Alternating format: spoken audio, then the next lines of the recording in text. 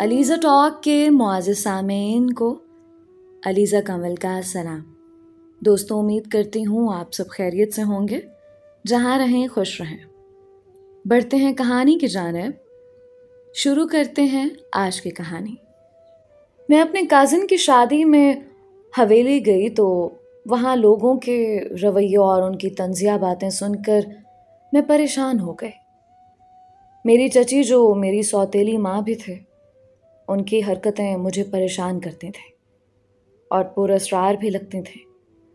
ہر وقت وہ اس خطرناک کنویں کے قریب جاتی تھیں جہاں جانے سے سب ڈرتے تھے۔ ایک روز میں نے ان کا پیچھا کیا تو ایسے رازوں سے پردہ اٹھ گیا جو 20 سال سے دفن تھے۔ اجمیر شیرازی میرا چچا زاد ہی نہیں بلکہ میرا منگیتر بھی تھا، لیکن کچھ لوگوں کو یہ منگنی ہضم نہیں ہوئی، اس لیے انہوں نے ہمارے دلوں میں اتنی نفرت بھر دی کہ ہم ایک دوسرے کا چہرہ بھی نہیں دیکھنا چاہتے تھے۔ طوائف کی بیٹی ہے، یہ سنتے ہوئے میرا بچپن گزرا تھا۔ ان لوگوں کے ان جملوں میں میرے چمکتے ہوئے نصیب کو سیاہ کر دیا تھا، کیونکہ ان لوگوں کی مہربانی تھی کہ میں طوائف کی بیٹی کہلانے والی طوائف بن گئی۔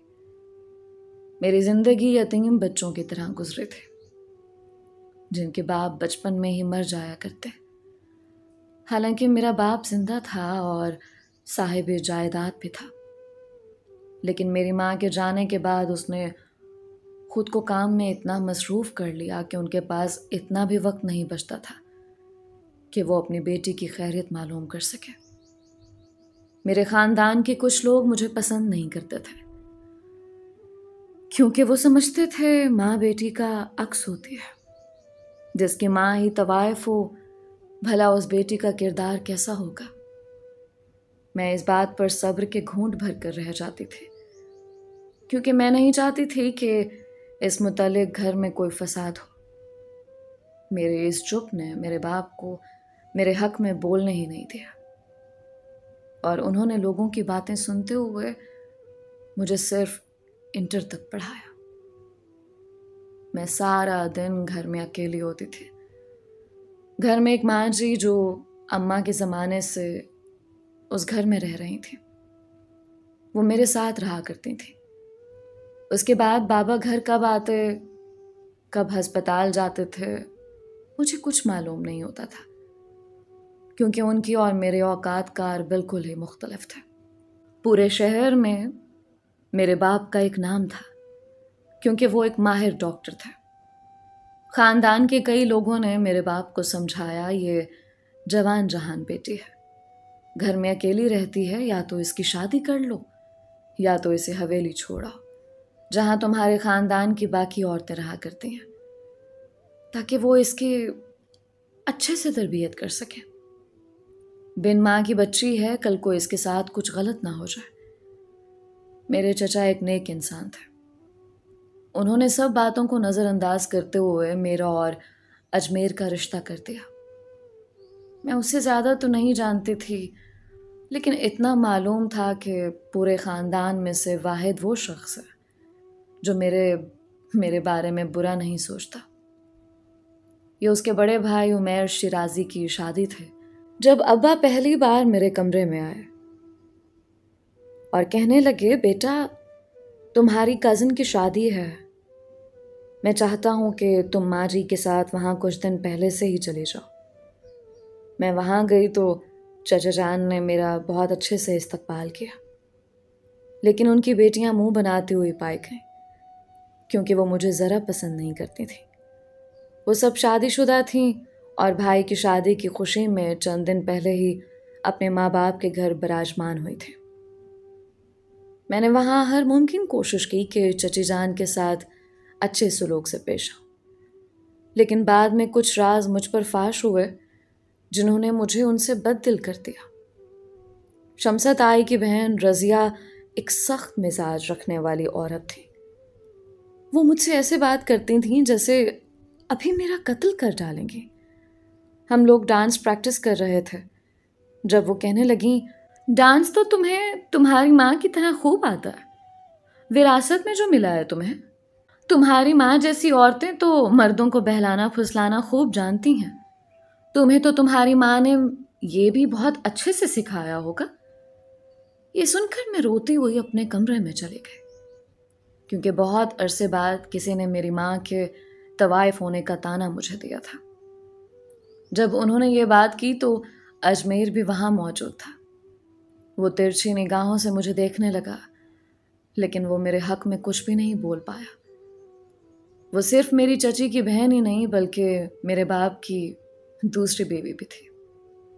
وہ بچپن سے ہی میرے باپ سے منسوب تھے، لیکن میرے بابا میری امی کو پسند کرتے تھے. ان کی محبت سچی تھی. انہوں نے ساری دنیا سے لڑ کر میری ماں کو اپنایا تھا، لیکن خاندانی دباؤ کی وجہ سے انہیں رضیہ خاتون سے بھی شادی کرنی پڑی، جو منگیتر کی بے وفائی کا بدلہ اس کی بیٹی سے لے رہی تھے. اب جب کہ برسوں گزر گئے تھے، لیکن ان کے دل میں آگ ابھی بھی ٹھنڈی نہیں ہوئی تھی. وہ چاہتی تھی کہ اپنے ننیھال واپس چلی جاؤں، جہاں ہر کوئی ایک طوائف کی زندگی گزار رہا تھا، جہاں شریف لوگ دن میں وہاں سے گزرنا بھی نہیں چاہتے اور رات کو وہاں ڈیرے جمائے رکھتے ہیں. جب رضیہ خاتون کو معلوم ہوا کہ شہر میں میرے باپ نے شادی کر رکھی ہے اور وہ انہیں نہیں اپنائیں گے، تو انہوں نے خودکشی کرنے کی ایک سازش کر ڈالی. انہوں نے کہہ دیا کہ اگر ان کی شادی ابرار سے نہیں کی گئی تو وہ اس قدیم کنویں میں کود کر جان دے دیں گی، جس کی گہرائی کا کوئی اتا پتہ نہیں تھا. وہاں ہر وقت ایک گدلا سا پانی موجود رہتا، جس میں سانپ اور دوسرے جاندار حرکت کرتے ہوئے پائے جاتے. رات کے وقت عجیب وحشتناک ہو جاتا ہے. اس کنویں کے پاس ایک بڑا پیپل کا درخت ہے، جہاں سارے لوگوں کا کہنا ہے کہ وہاں خلائی مخلوق رہتی ہے. گاؤں کی ایک اور عورت نے پہلے بھی وہاں کود کر اپنی جان دے دی. دراصل انہوں نے خودکشی کی کوشش نہیں کی، وہ تو بس سب کو ڈرا رہی تھی تاکہ خاندان والے جلد از جلد اس کی شادی ابرار شیرازی سے کرتے، تاکہ وہ اپنی ہر ہار کا بدلہ میری ماں سے لے سکیں. وہ ایک انا پرست عورت تھی اور یہ بات اس کی انا کو ٹھیس پہنچا گئی تھی، اور وہ ہر حال میں اس چیز کا بدلہ لینا چاہتی تھی. ابھی ایک بدلے کی آگ ٹھنڈی نہیں ہوئی تھی جو ایک اور ناانصافی ان کے ساتھ ہونے لگے، جو انہیں ہرگز منظور نہیں تھے. دراصل ان کی بیٹی آئمہ، جو کہ میری بہن تھی، وہ چاہتی تھی کہ اس کی منگنی اجمیر کے ساتھ ہو، لیکن چچا جو خاندان کے سربراہ تھے، انہوں نے اجمیر کی منگنی میرے ساتھ کر دی. جیسے انہوں نے میری ماں کو اپنے راستے سے ہٹایا تھا، ایسے ہی وہ چاہتی تھیں کہ وہ مجھے اپنی بیٹی کے راستے سے ہٹا دیں. آئمہ یونیورسٹی میں پڑھا کرتے تھے. اس کے گروپ میں بہت سے لڑکے تھے جن کو وہ اپنا دوست کہا کرتے تھے. اجمیر کے بعد آئمہ ہی تھے جس نے میرا سب سے زیادہ خیال رکھا ہوا تھا. گاؤں کا وہ کنواں جو اپنی وحشت ناک کہانیوں کی وجہ سے مشہور تھا، ایک دن میں نے وہاں جانے کا فیصلہ کیا. میں دیکھنا چاہتی تھی کہ ایسا وہاں کیا ہے جو سب وہاں جانے سے اتنا ڈرتے ہیں. میں نے سنا تھا رات کو وہاں ایک عورت کی چیخیں سارے علاقے میں خوف برپا کر دیتی تھیں، جس کی وجہ سے ہر طرف سناٹا چھا جاتا تھا. میں حویلی سے ملحقہ باغ کی سیر کر رہی تھی، تبھی وہ پیپل دور سے مجھے دکھائی دیا جس کے ساتھ وہ کنواں موجود تھا. میں اس طرف چلنے لگی. اس کنویں اور مجھ میں چند ایکڑ زمین کا ہی فاصلہ رہ گیا تھا. اس کنویں سے دوہری لمبائی اور چوڑائی کا ایک بہت بڑا جنگلہ اور اس کنویں کے ارد گرد لگا دیا گیا تھا تاکہ کوئی بھی اس کے اندر نہ جا سکے، اور اس کی چابیاں ہمیشہ رضیہ خاتون کے پاس رہا کرتی تھیں. تبھی مجھے اس کنویں کے قریب رضیہ خاتون جاتے ہوئے دکھیں. ان کے ہاتھ میں کھانے کا ایک شاپر تھا. وہ اس کنویں کے قریب جا کر نہ جانے کہاں غائب ہو گئے. میں وہاں گئی اور رضیہ ماں چلانے لگے، کیونکہ مجھے لگا اس کنویں کے بارے میں جو مشہور ہے کہیں وہ ان کے ساتھ ہو تو نہیں گیا. لیکن ابھی میں لڑکھڑاتے ہوئے گھر جانے کے لیے مڑی ہی تھی جب وہ مجھے حشاش بشاش سے انداز میں واپس آتی دکھائی دے اور حویلی میں جا کر غائب ہو گئے. میں درخت کے پیچھے چھپی انہیں دیکھ رہی تھی. مجھے سمجھ نہیں آیا کہ آخر معاملہ کیا ہے. لوگ وہاں جانے سے ڈرتے ہیں اور یہ عورت اتنی دیدہ دلیری سے وہاں سے ہو کر آ رہی ہے اور اسے کچھ بھی نہیں۔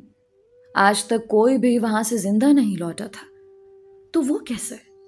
یہ واقعہ میرے ذہن میں سوالیہ نشان بن کر رہ گیا تھا۔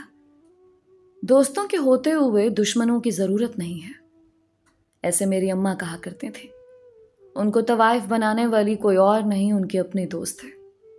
دراصل ہوا یوں تھا، جب انہوں نے کالج میں داخلہ لیا تھا تب ان کی 2 دوستیں بنی تھیں۔ ان میں سے ایک، جس کے بارے میں وہ کچھ بھی نہیں جانتی تھیں، وہ خود گاؤں سے شہر پڑھنے آیا کرتے تھے۔ وہ ہاسٹل میں قیام پذیر تھیں۔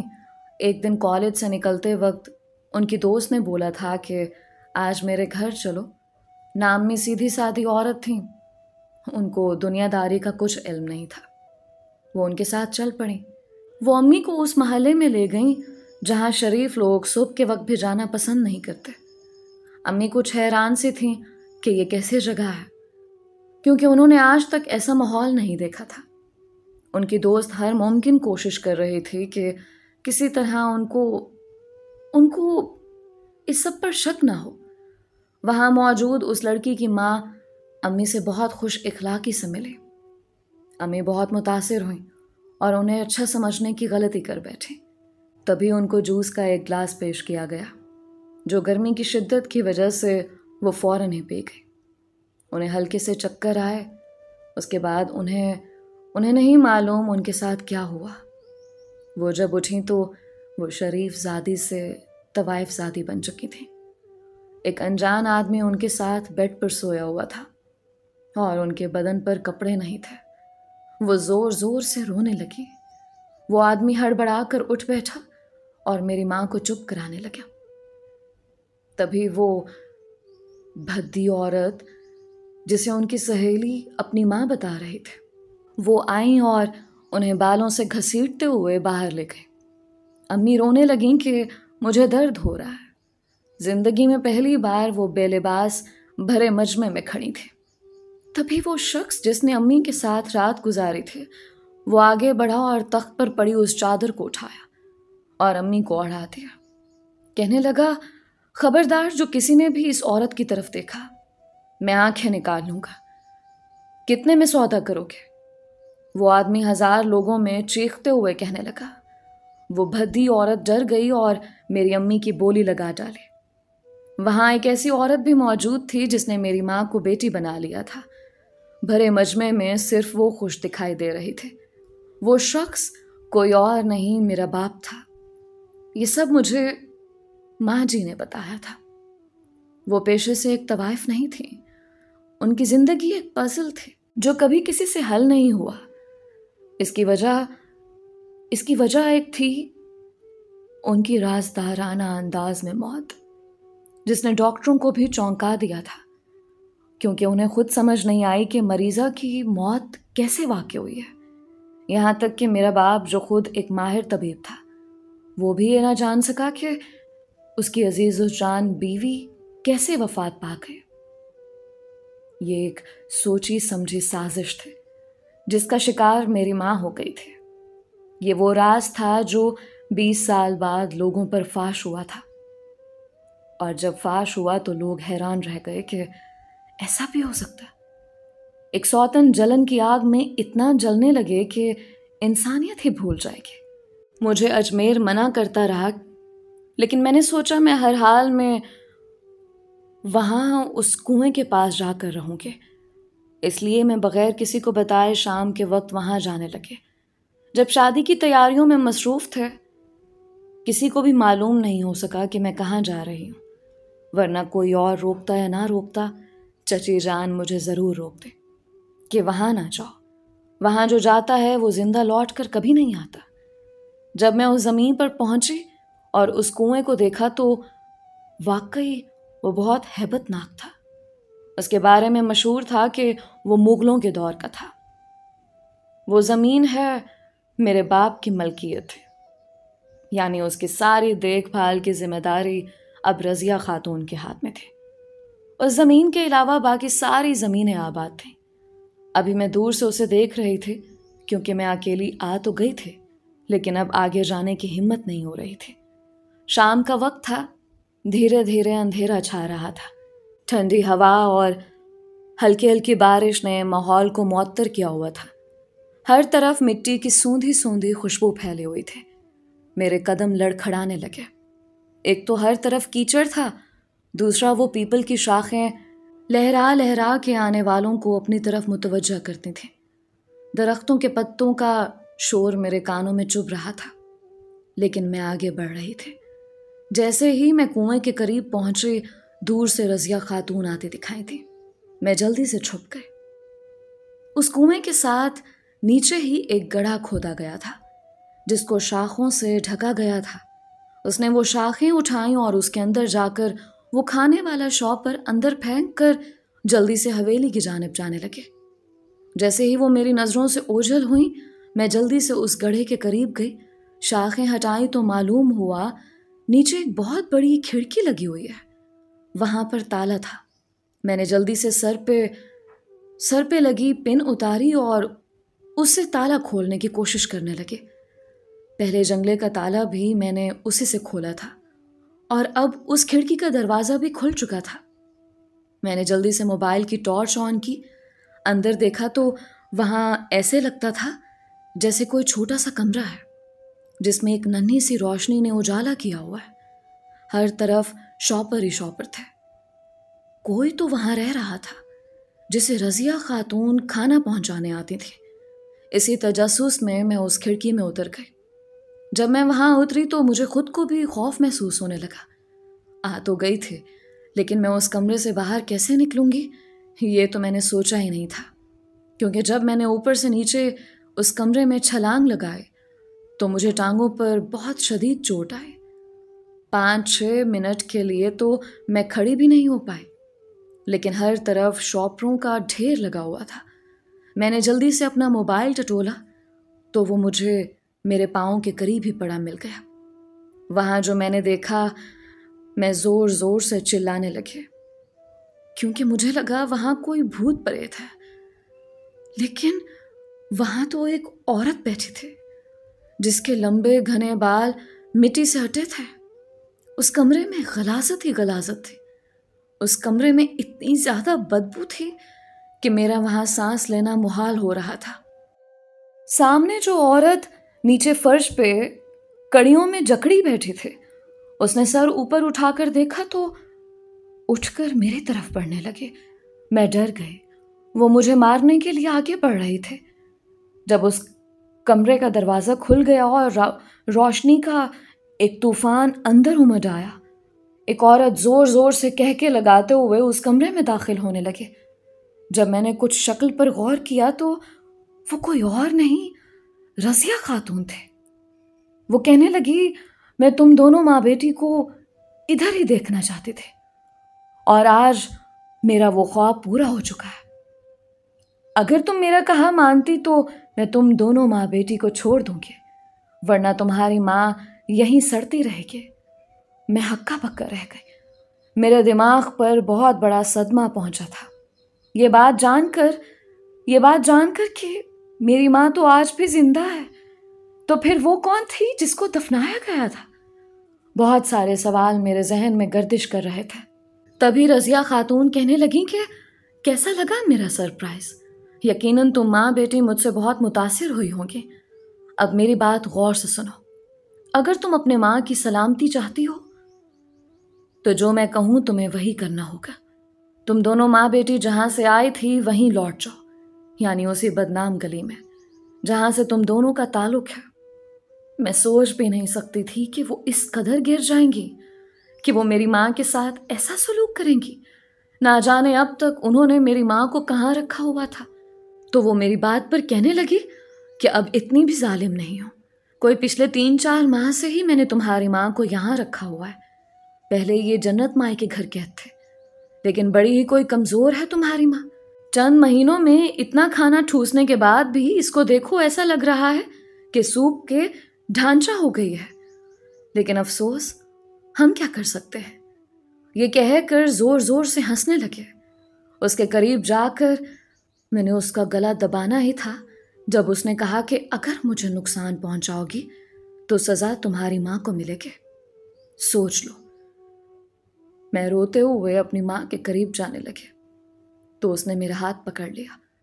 कहने लगी, बात मानोगी तो अपनी माँ को बचा सकोगे, वरना। वो अपने दांत पीसते हुए मुझे कह रही थी। उसने तो जोर से मेरा बाजू पकड़ रखा था कि मुझे लगा था कि उसकी उंगलियां सुराख करते हुए मेरे बाजू में ही घुस जाएंगी। वो मुझे खींचते हुए बाहर ले जाने लगे। मेरी माँ जितनी पागल से है, लेकिन जब उसको मालूम हुआ कि उसकी बेटी हूं तो वो मेरी तरफ लपकने लगे, लेकिन उसने मेरी माँ को धक्का दे दिया और मुझे घसीटते हुए बाहर ले आए। यानी लगे कि ये मेरी सोची समझी साजिश थी जिसका शिकार तुम हो गई हो। अब तो तुम्हें अपनी माँ को बचाने के लिए वापस तुमको तवाइफों के महल्ले में जाना होगा। तुम्हारे पास यही एक आखिरी ऑप्शन है। उसकी आंखें गुस्से से बाहर को निकलने को तैयार थी। ऐसा लगता था जैसे कोई डायन है और मुझे खा जाएगी। मैं रोते हुए उसके साथ जाने लगी। मैंने उसे कहा कि मैं तुम्हारा कहा मानने को तैयार हूं। तब भी वो मुस्कुराने लगे। मैं रोते हुए उसे कहने लगी, तब तो तुम मेरा कहा मान लोगी ना, मेरी माँ को छोड़ दोगी ना? तो कहने लगी, लेकिन इससे पहले मेरी एक शर्त है। मैंने कहा, मैं तुम्हारी हर शर्त मानने को तैयार हूं। तो सुनो, पहले तुम्हें उमैर की शादी में उन तवाइफों के साथ नाचना होगा, तब मान लूंगी कि तुम असली तवाइफ बन चुके हो। उसकी माना खेज मुस्कुराहट मुझे समझा गई थी कि उसका मतलब क्या है। मैं रोने लगी। मैंने कहा, ऐसा मत करो। वो कहने लगी, करना तो है, करना तो तुम्हें यही पड़ेगा, वरना तुम्हारी माँ को इस कुएं में फेंक दूंगी। मैं उसकी बात मान गई और यूं अपनी जिंदगी का पहला मुजरा मैंने अपने बाप और उस शख्स के सामने किया जो मुझे सारी दुनिया में सबसे ज्यादा अजीज था। जब मैं उस बदनाम गली में वापस अपनी नानी जान के यहाँ गई तो वो मुझे रोकती रही कि तुम्हारी माँ ने इज्जत भरी जिंदगी हासिल करने के लिए जो तकलीफें सही हैं, तुम उन सबको बेमोल किए यहाँ दोबारा क्यों आई हो? यहाँ से चली जाओ। मैं नहीं चाहती मेरी बेटी ने जो कुर्बानियां दी वो रायगा जाए। मैं कहने लगी, आपने रखना है तो रखें, वरना मैं किसी और कोठे पर चली जाऊंगी। तो वो डर गई इस बात से कि क्योंकि वो जानती थी कि किसी और जगह मेरा सबसे बुरा हाल होना था, इसलिए उनकी नजरों के सामने रहूं। ना जाने मेरे कोठे के आने के बाद रजिया खातून ने वहां सब लोगों को ऐसा क्या बोला था जो किसी ने मेरे से राब्ता करना भी मुनासिब ना समझा। यहाँ तक कि मेरा सगा बाप भी, उसको भी कोई परवाह न थी कि उसकी जवान जहान बेटी घर से गायब है। आखिर वो कहाँ गई है? मैंने 5 मुख्तलिफ पार्टीज और शादियों में मुजरा किया। मैं घूंघट किए अपने ही खानदान के लोगों के सामने नाच रही थी। मैं शर्म से डूब कर मर जाना चाहती थी। आंसू मेरे गाल को भिगो रहे थे, यहाँ तक कि घुंघरू टूट कर हर तरफ फैल चुके थे, लेकिन मैं फिर भी नाचते जा रही थी। मेरे पैर लहू लुहान हो चुके थे, खून के निशान पूरे फर्श पर फैल चुके थे, लेकिन मैं शर्मो हया से मावरा पर्दा किए नाचे जा रही थी। मेरी माँ की वो हालत मुझे याद आ रही थी जब वो कूड़े के दरमियान बैठी आहें और सिसकियां भर रही थी। मुझे हर हाल में उन्हें बचाना था, इसलिए मैं शिद्दत से नाच रही थी। सब लोग ऐसे पैसे निछावर कर रहे थे जैसे मैं कोई बिकाऊ चीज हूं। वो सब मेरे खानदान के ही लोग थे। तब भी उनमें से एक मर्द कहने लगा, इतना हसीन दिखती हो तो फिर अपना ये खूबसूरत चेहरा इस घूंघट में क्यों छुपाया हुआ है? जरा इसका भी तो दीदार कराओ। वो खबासत से मेरी तरफ बढ़ने लगा। जैसे जैसे एक एक कदम मेरी तरफ बढ़ रहा था, मैं वैसे ही पीछे की तरफ कदम लेती जा रही थी। मैं नहीं चाहती थी कि अपने खानदान के लोगों के सामने इस कदर शर्मिंदा हूं, लेकिन फिर वही हुआ जिसका मुझे डर था। उस आदमी ने मेरी चुन्नी पलट दी। खानदान के बाकी मर्द तो मुझे नहीं जानते थे, अलबत्ता मेरा बाप, मेरा मंगेतर और मेरे चचा साकित खड़े रहे। ना जाने अजमेर के मन में क्या समाए कि वो जल्दी से आगे बढ़ा और उसने चुन्नी से दोबारा घूंघट कर दिया। اور کہنے لگا اگر وہ اپنا چہرہ نہیں دکھانا چاہتے تو تم کیوں دیکھنا چاہتے ہو؟ تم جاؤ یہاں سے لڑکے۔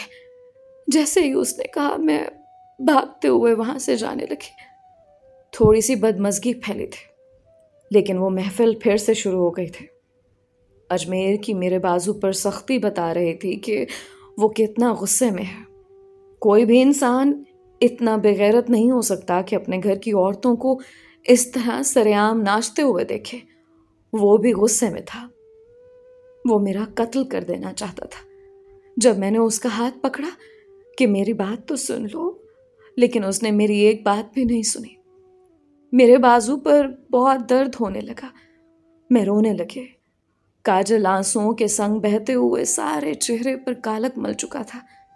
کوئی اور ہوتا تو اب تک مجھے شوٹ کر چکا ہوتا، لیکن اجمیر صرف مجھے وہاں سے سختی سے لیے جا رہا تھا۔ جب میں نے روتے ہوئے اس کا ہاتھ جھٹکنے کی کوشش کی تو اس نے میری ایک بھی نہ سنی۔ تب میں نے اسے سچ بتانے کا فیصلہ کر لیا۔ جب وہ مجھے گھسیٹتے ہوئے گودام کی طرف لیے جا رہا تھا تب میں نے روتے ہوئے اسے کہا کہ یہ سب میں نے اپنی ماں کو بچانے کے لیے کیا۔ وہ یہ سب سن کر چونکا اور پلٹ کر ایک تھپڑ میرے منہ پر جڑ دیا۔ میرے منہ سے خون نکلنے لگا۔ کہنے لگا کون سی ماں؟ وہ جو کب سے مٹی کا حصہ بن چکی ہے؟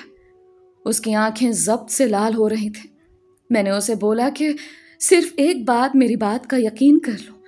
جب میں روتے ہوئے اس کے پاؤں پڑ گئی تو وہ کہنے لگا ایک آخری موقع ہے تمہارے پاس، جو بات کرنی ہے کرو، ورنہ تمہیں میں ہمیشہ ہمیشہ کے لیے اس گودام میں بند کر دوں گا جہاں سے تم کبھی بھی نہیں نکل پاؤ گے۔ وہاں صرف موت آنے کی اجازت ہے۔ وہ مجھ پر چیخ چلا رہا تھا۔ میں نے اس کے غصے کو برداشت کرتے ہوئے کہا چلو میرے ساتھ۔ میں اسے کنویں کی جانب لے گئی تو وہ کہنے لگا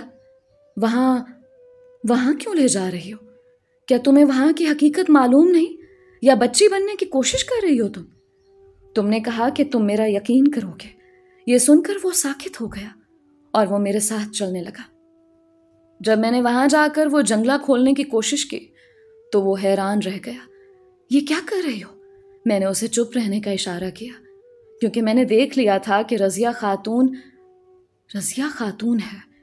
دور سے لالٹین تھامے ہماری طرف بڑھ رہی تھے۔ میں جلدی سے اس کو ساتھ لیے موجود کھیتوں میں چلے گئے۔ اسے میں نے کہا کہ چپ کر کے دیکھتے رہو کیا ہو رہا ہے یہاں۔ جب اس نے رضیہ خاتون کو دیکھا تو وہ سوال کرنے لگا کہ خالہ یہاں کیا کر رہی ہیں؟ میں نے اس کے منہ پر ہاتھ رکھ دیا کہ جو ہو رہا ہے چپ کر کے کھڑے رہو، کام مت بگاڑو۔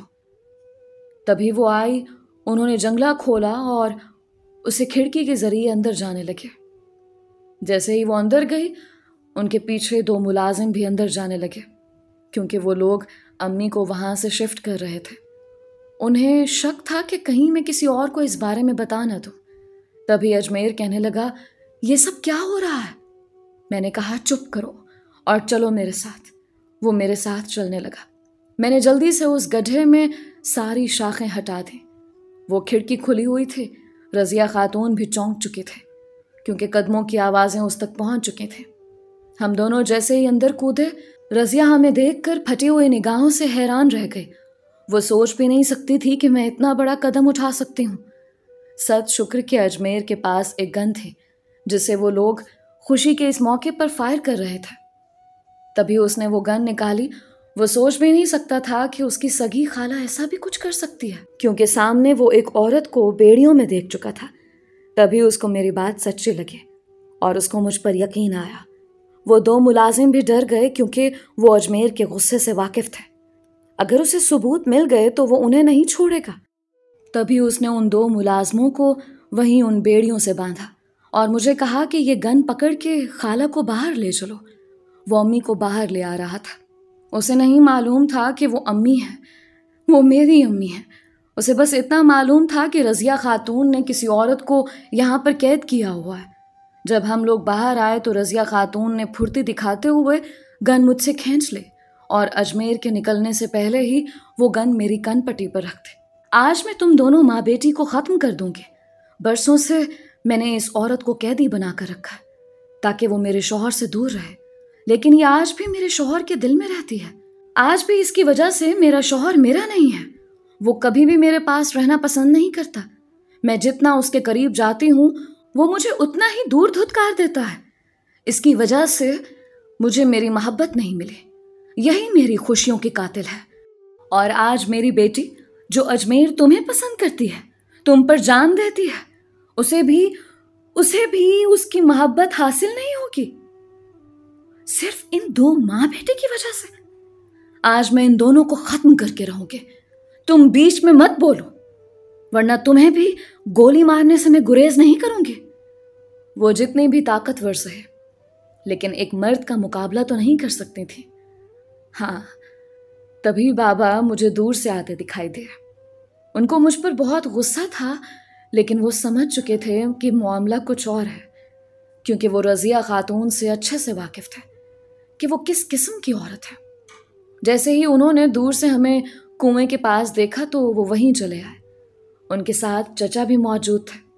تب بھی رضیہ خاتون جب پکڑی گئی تو بولنے لگی کہ ہاں, یہ سب میں نے کیا ہے. میں کالج کے دور سے ہی اس سے نفرت کرتے تھے. یہ بشرا ہماری کلاس کی سب سے خوبصورت لڑکی تھی. ایک بار ابرار مجھے ہاسٹل سے لینے آیا تو اسی پر دل ہار بیٹھا. اس کو معلوم بھی تھا کہ میں اس سے بہت جنون کی حد تک محبت کرتی ہوں. اس کے اور میرے درمیان جو بھی آئے گا وہ مارا جائے گا. لیکن میں نے اس پر رحم کر کے اپنے پاؤں پر کلہاڑی مار لی. میں اسے کوٹھے پر بیچ آئی اور ابرار نے اسے ڈھونڈ لیا اور میرے بجائے اس سے نکاح کر لیا. تب میں نے اسے اپنے جال میں پھنسا کر ابرار سے نکاح تو کر لیا, لیکن اسے کبھی حاصل نہ کر سکی. تب میں نے ابرار کو اس سے بد دل کرنے کی کوشش کی. جب کوئی بھی سازش کامیاب نہ ہوئی تو میں اس کی موت کا ڈرامہ رچانے لگے. ابرار کے نکاح میں آ جانے کے بعد ہم تینوں اپنی پڑھائی کے سلسلے میں شہر والے گھر میں رہنے لگے تھے. ہم لوگ ڈاکٹر بن رہے تھے. آئے روز گمنام لاشیں پریکٹس کے لیے آیا کرتی تھیں. وہیں سے ایک لاش اٹھا کر اس کا چہرہ تباہ کر کے میں نے اسے بشرا کے کچن میں جلا دیا اور مشہور کر دیا کہ گیس لائن پھٹنے کی وجہ سے ایسا ہوا ہے. مجھ پر کسی کو بھی شک نہیں ہوا کیونکہ ان دنوں میں اپنے میکے گئی ہوئی تھی. اس کو لیے میں گاؤں آ گئی. وہ بے ہوشی کے عالم میں تھی. اس کو میں نے ایسی دوا دی تھی جس کی وجہ سے وہ چلنے پھرنے سے قاصر رہنے لگے. میں نے اسے جنتا مائی کے گھر قید کر دیا. وہیں اس کا خیال رکھتے تھے. جب جنتا مائی مر گئی تو میں اسے اس کنویں کے ساتھ اس کمرے میں قید کر گئی, کیونکہ وہ واحد جگہ تھے جہاں لوگ آنے سے ڈرتے تھے.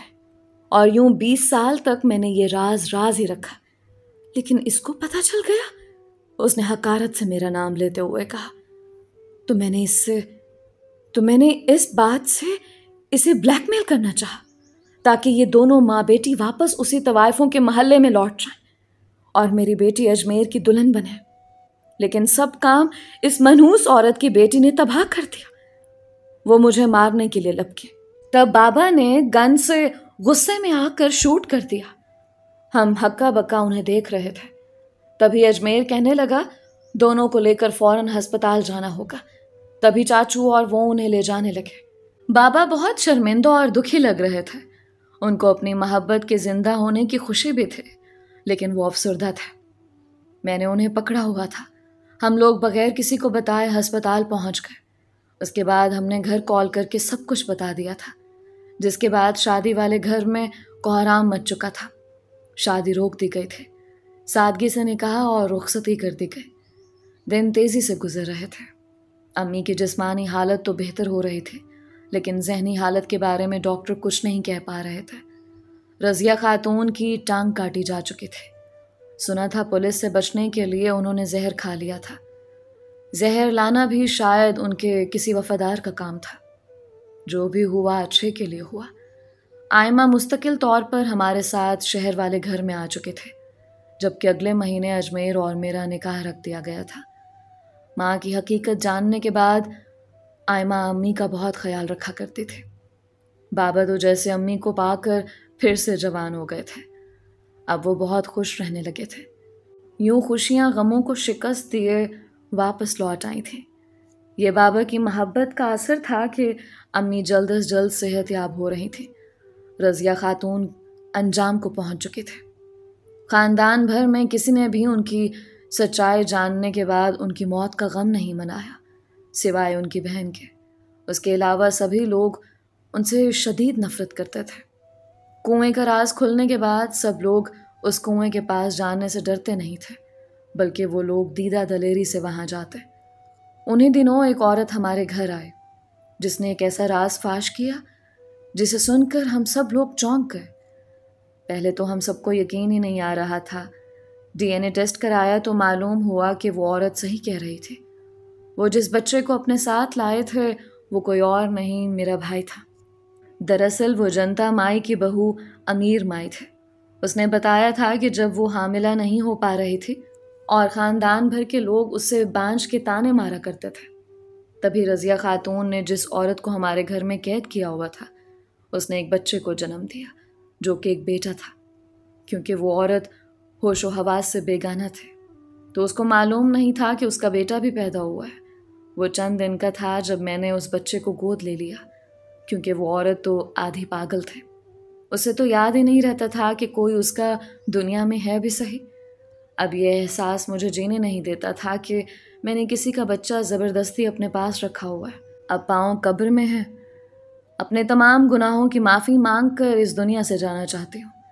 جنتا مائیں خود تو مر گئی ہیں، میں نہیں چاہتی کہ ان کے گناہوں کی سزا مجھے ملے۔ مجھے معلوم ہوا کہ رضیہ خاتون پکڑی گئی ہے اور اس نے جس عورت کو قید کیا ہوا تھا وہ بھی بازیاب ہو گئی ہے اور وہ دھیرے دھیرے صحت یاب بھی ہو رہی ہے۔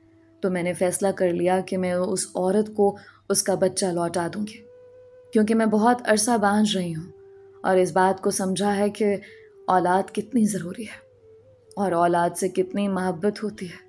اس کے بھی تو کچھ ارمان تھے۔ یہ سوچ کر میں اس بچے کو لیے آپ کے پاس آ گئی ہوں۔ جب اس نے ہوش سنبھالا تھا میں نے تب ہی اس کو ساری حقیقت بتا دی تھی۔ آپ لوگ چاہیں جو ٹیسٹ کروا لیں، لیکن اس بات کا یقین کریں کہ یہ آپ ہی کا بیٹا ہے۔ مجھے تو یقین ہی نہیں آ رہا تھا کہ میرا بھائی بھی ہے۔ میں اور آئمہ بہت خوش ہو رہی تھی، جبکہ میری ماں جو اتنے عرصے سے بیمار تھی وہ یکدم حشاش بشاش ہو کر بیٹھ گئے اور آریان کو پیار کرنے لگے۔ ابو بھی بہت خوش دکھائی دے رہے تھے، ان کی فیملی اب مکمل ہو گئی تھی۔ اس کے بعد ہم نے ایک بہت بڑی دعوت رکھی تاکہ سارے خاندان والوں کو یہ خبر پہنچا سکیں۔ پہلے ہی لوگ رضیہ خاتون سے نفرت کرتے تھے، اب تو چچا نے ہر طرف یہ اعلان کر دیا تھا کہ کوئی بھی رضیہ خاتون کا نام نہیں لے گا۔ ہم لوگ اچانک اتنی بڑی نعمت ملنے پر حیران رہ گئے تھے، لیکن وہ خوشیاں جو ہم سے روٹھ گئی تھیں اب واپس لوٹ آئی تھیں۔ دوستو، یہ تھی آج کی کہانی۔ امید کرتی ہوں یہ کہانی آپ کو بہت پسند آئی ہوگی۔ اپنی رائے کا اظہار کامنٹس میں ضرور کیا کریں۔ آپ سب کے پیار اور سپورٹ کا بے حد شکریہ۔ ہمیں اسی طرح سپورٹ کرتے رہیں۔ آج کا اسپیشل تھینکس مس شازیہ کاشف کا جو کہ پاکستان سے بلانگ کرتی ہیں، اور مسٹر شہزیب کا جو کہ پاکستان سے بلانگ کرتے ہیں۔ اگر آپ نے ابھی تک ہمارے چینل کو سبسکرائب نہیں کیا تو ابھی سبسکرائب کر لیں۔ ملتے ہیں ایک اور نئی اور منفرد کہانی کے ساتھ۔ تب تک کے لیے علیزہ کمل کو اجازت دیجیے۔ اپنا اور اپنوں کا بہت خیال رکھیں۔ مجھے اپنی دعاؤں میں یاد رکھیں۔ اللہ ہم سب کا حامی و ناصر رہے۔